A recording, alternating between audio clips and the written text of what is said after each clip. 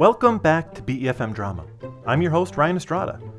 As you know, this season we're digging up Charles Dickens' long-forgotten, wildly inconsistent, ill-justified 22-book series of sequels to A Christmas Carol, and remixing them into brand new, modern-day radio plays. We're trying to use the ideas to build something new. Some of these stories have never been adapted before, and sometimes that's for good reason. But as Dickens brought in new writers and gave them more freedom, the stories have started getting better and weirder, and I'm starting to enjoy them a lot more. This season is part 3 of our adaptation of the 1861 edition, Tom Tiddler's Ground. It's a story about a man who shares the stories of the outside world to try and convince a hermit to leave his rundown shack. In our version, it's a paramedic who's stuck with the grim task of getting the hermit out the door. He's already told him a number of stories about escaped prisoners, peeping toms, and mixed-up babies. But in this episode, he finally finds a way to get through to the hermit. While Dickens wrote the hermit story that bridges this whole tale together, he outsourced the individual stories that the characters share. This time we're adapting Picking Up a Pocketbook by John Berwick Harwood. It's about the secret of a dangerous family history, but whose secrecy may make the future even more dangerous. We'll pick up right where we left off, as Goblin refuses to tell any more stories until the hermit leaves the house to go get the medical assistance that he requires. Please enjoy BeFM Drama's production of The Hermit's Home.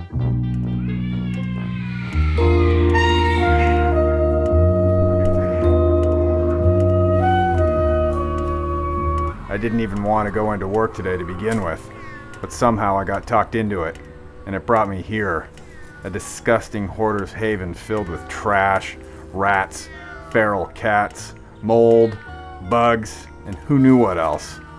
I needed to get out of there. If all the biohazards didn't kill me, one more second of the smell would kill my will to live.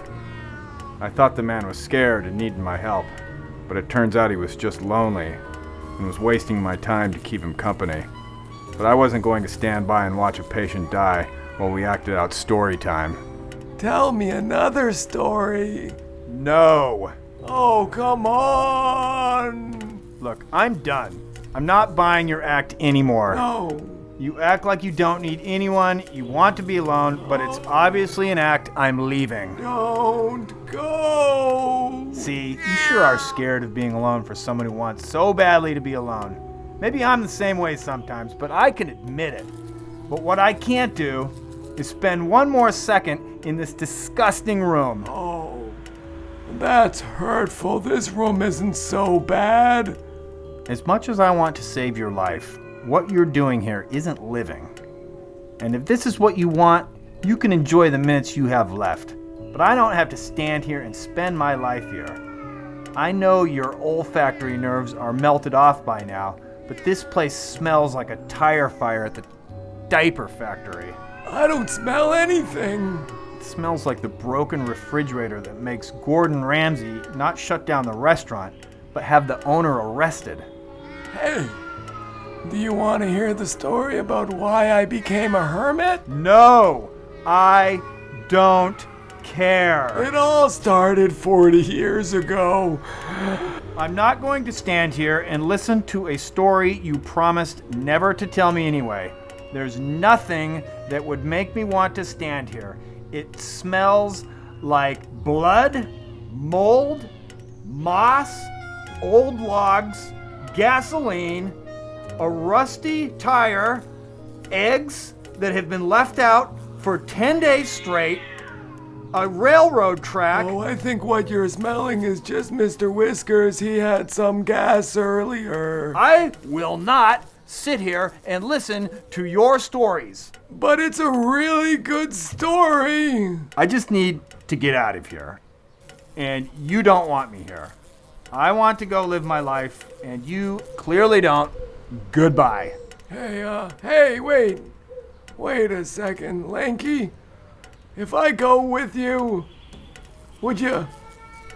could you tell me some more of those stories while we ride in the ambulance? Yeah. Fine. And could you help me up? I haven't been able to move for 3 weeks. My new partner and I had to carry the entire recliner out of there because we weren't sure how to detach him from it. Oh man, the smell. Let's get him out of here. I sure wasn't going to be trapped in an elevator even for a few seconds with that smell. So we took the stairs. This thing is heavy. Just be careful. Be careful, don't drop him. Oh, my eyes are watering up. I can't even see where I'm going. Here, let me help. You grab the side of the chair. Try not to slip. Some first day on the job, eh? More like last day if this is what I gotta deal with. We loaded the recliner into the ambulance and took him in. Oh, let's get this guy to the hospital. If you don't mind an old landlord tagging along, I'd like to ride with you to the hospital. I don't know my tenant very well, but he's been paying rent remotely since we met 40 years ago, and I'm the closest thing to family he has in this city. Yeah, all right. Hop into the front. Goblin, I'll drive. You handle this whole situation in the back.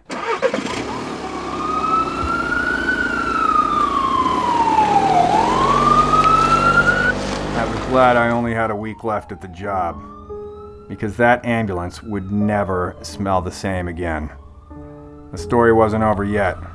The new kid drove, and I was stuck in back with the patient, and he still wanted to swap stories. Wow! So this is the outside world. Wow. It's changed so much.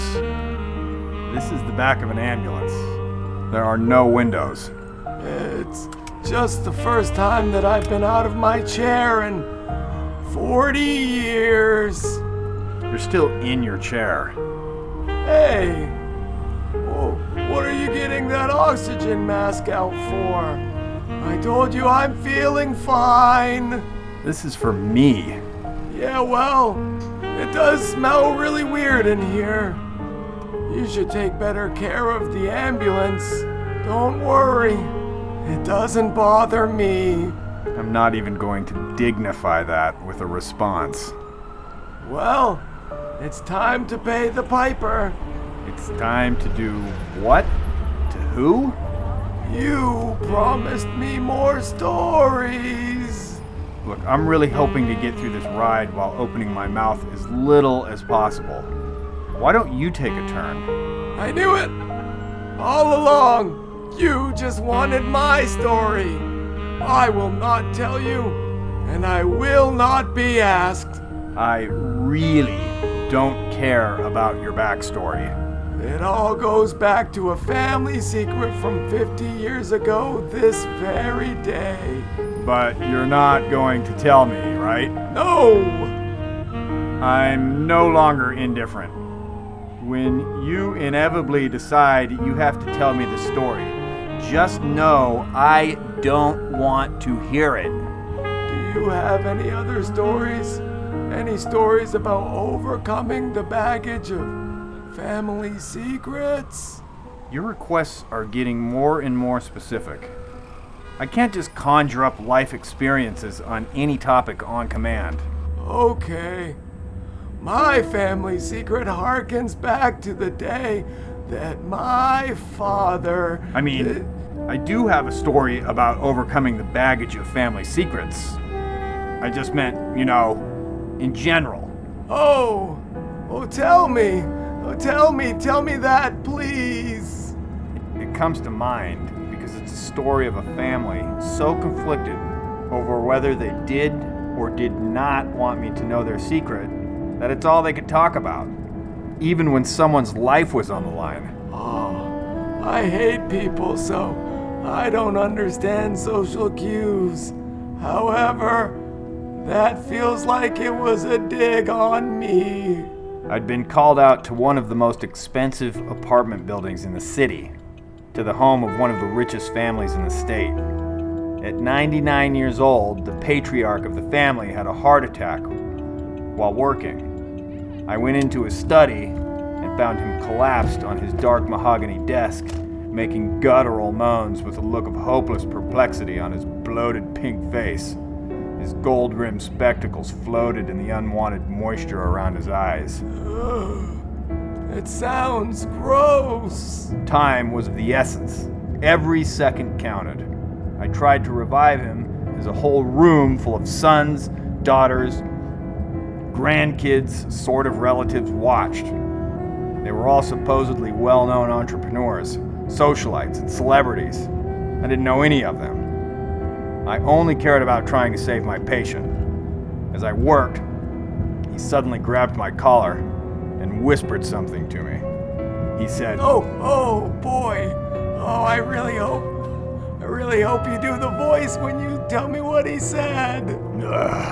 He said, I need to tell you something before I die. I shouted, you're not going to die. If he definitely wasn't going to die, then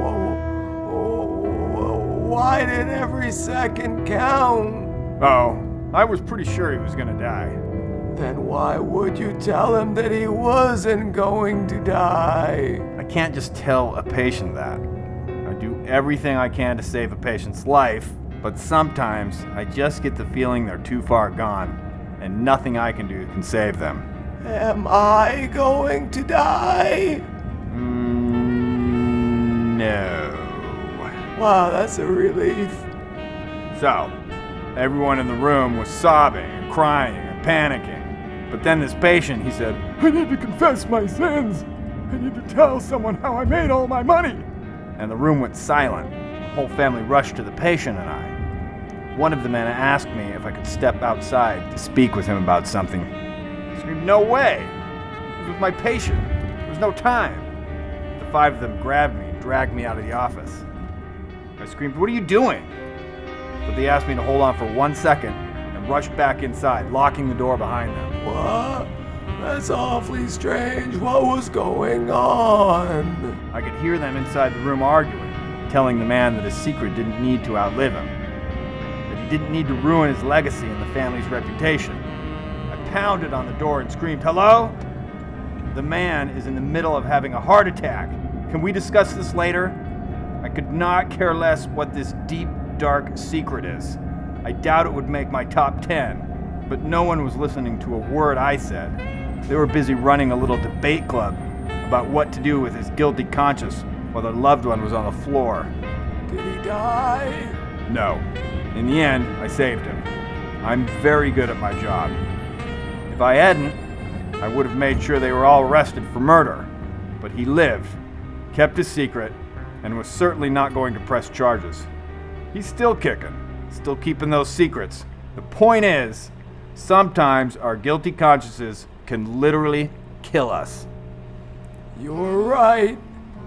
You're right about everything. I've been hiding away and hating humanity and bottling everything up inside for so long. It's time to stop hiding. You see, the reason I locked myself up. Telling a stranger is not going to solve your problems. I have neither the ability nor the inclination to absolve you of your sins. You solve this by making up for whatever it is you did or didn't do, not by shifting that responsibility to me. I am not going to tell you. I'm still not asking you to. No, that's just the thing. I can't. I'm fine with that. I don't remember. You what? Well, the reason I locked myself away is it's a mystery to me. It was so long ago. I remember I had some huge fight with my family. I don't remember what that was about. Did I do something? Did they? I don't know. But I stormed off, moved to a new city, and got a new apartment. I didn't plan on never leaving. I needed some time alone. But the longer I stayed, the angrier I got. The angrier I got, the longer I stayed. And the longer I stayed, well, I got angrier. And I stayed longer. I didn't used to hate humanity, but somehow it just happened, and now I'm so confused.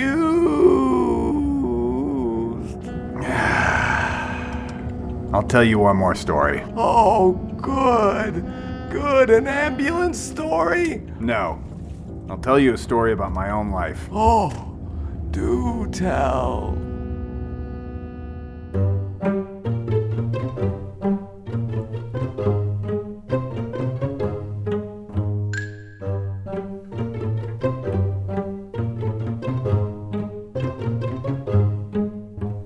Thank you for listening to BEFM Drama. We'll have to wait for the next episode to hear Goblin's story, when the Hermit saga finally concludes. Fun fact, this was only supposed to be a two-parter, but I forgot to account for the fact that there's a big difference in timing between when Kelly plays the fast-talking Fern and the Hermit, who struggles to say every syllable. This made every episode twice as long as expected. Speaking of Fern, we've been seeing a lot of love for him on social media this week, especially after his rap performance premiered. I hope you don't all miss him too much, even though he's still here in spirit since Mr. Mope is played by the same actor. But don't worry, he'll be back. After the Hermit story is done, we'll check in with Fern to see how he's getting along with his new partner. This was The Hermit's Home, based on Picking Up a Pocketbook by John Berwick Harwood from the book Tom Tiddler's Ground. This radio play was written by me, Ryan Estrada. It starred Sam Hazelton as Goblin and Kelly Brassbridge as Mr. Mope, with me as New Kid and Landlord. Mr. Whiskers was a posthumous performance by Dog Baby. It was my cat. Hidden Agenda is by Kevin MacLeod of Incompetech and released under Creative Commons Attribution License. Goblin's theme, Dismal, Dimmed Lights, Other Side of Darkness, and Synchronicity are by Unheard Music Concepts. Tune in next time for the grand finale of the Hermit saga, The Hermit's Heartbreak, when we'll adapt Picking Up Miss Cameen's and Picking Up the Tinker, both by Charles Dickens. We're going to find a happy ending for Mr. Mope, Goblin, and even Goblin's new partner. Thank you for listening. See you next time.